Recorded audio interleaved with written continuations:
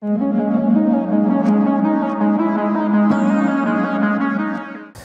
hello, my name is Augustin Blanchet. I'm a PhD student in the CA of Briard-le-Châtel. I'm doing my thesis under the direction of Gilles Ménard, and I'm working with Jean Clairouin and Marc Torrent at the CA. My thesis deals on describing the matter in a continuous way from 0K to very high temperatures.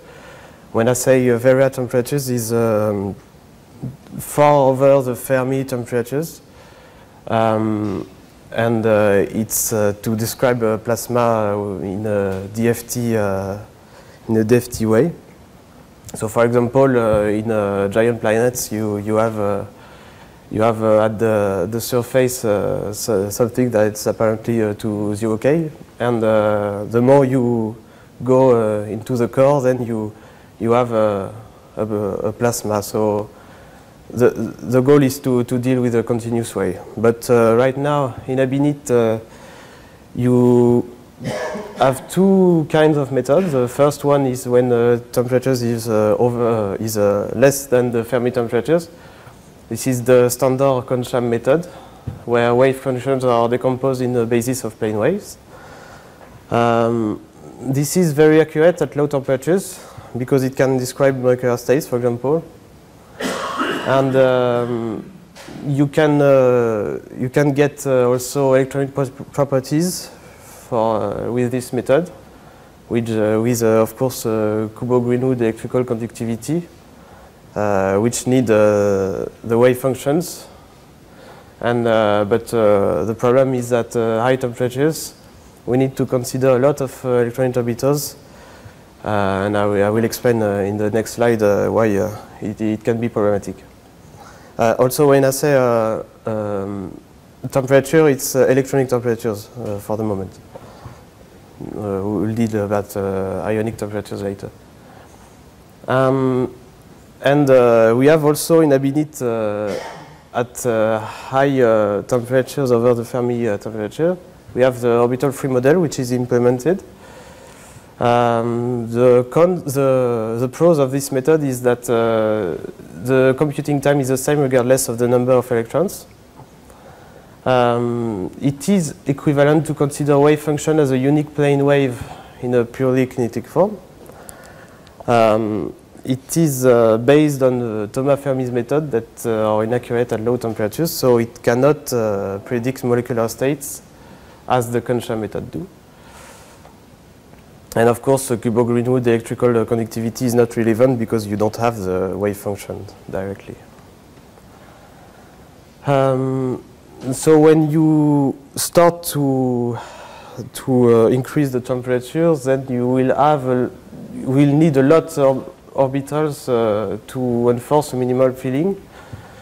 In the table on the right, you have, for example, I put for a box of 64 hydrogen. If you want a filling of 10⁻⁴, you will need at 0K 32 orbitals, and at 100 T/TF you will need over 1,000 orbitals. If your computing time at 0K is 1 second, you'll see that it can be very complicated if you need to be far over the Fermi level, because at 100 T/TF it's around 10 hours.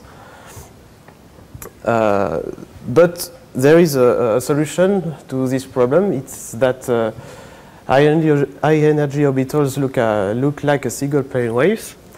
You see on the right, I trace the wave function that I get from Abinit, and I draw the coefficient of the plane waves in function of energy.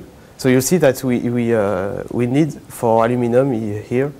So it's also a simple lattice that you need mostly one plane wave or a single group of plane waves. So it can be easy to describe.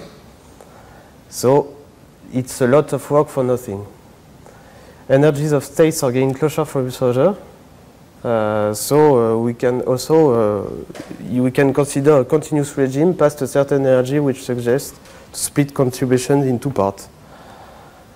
Of course, the density of states tends to follow a free density of states. On the right, I traced the density of states of aluminum at 20 eV.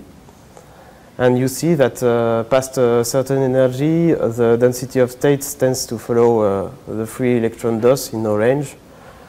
The only thing is that we need a factor U0. So contributions are split in two discrete parts. We have firstly the first part is the traditional part where at low temperatures, and after a certain limit, then you have a continuous part that can describe the problem. So we can split the electronic density in two parts. The first part is the sum classical, standard sum that we have already in Abit right now, and then a continuous background at the end.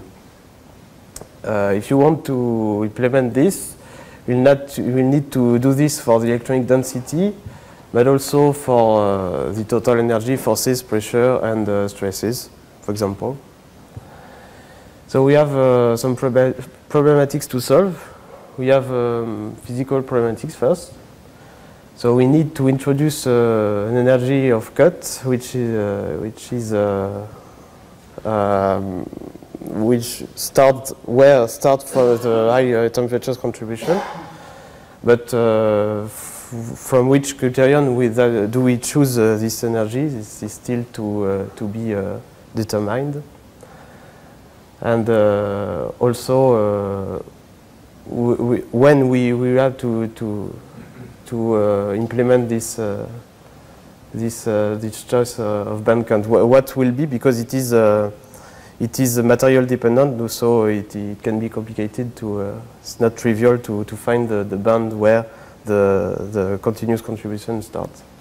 And what should be done in the code? So we'll add continuous contribution to physical quantities, to electronic density, total energy, stresses, forces, in these modules that I wrote.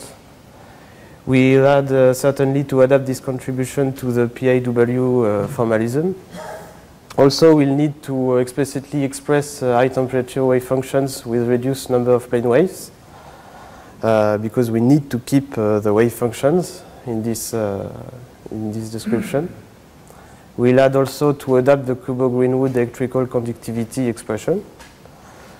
And we'll have to add an automatic choice between a standard and high temperature procedure.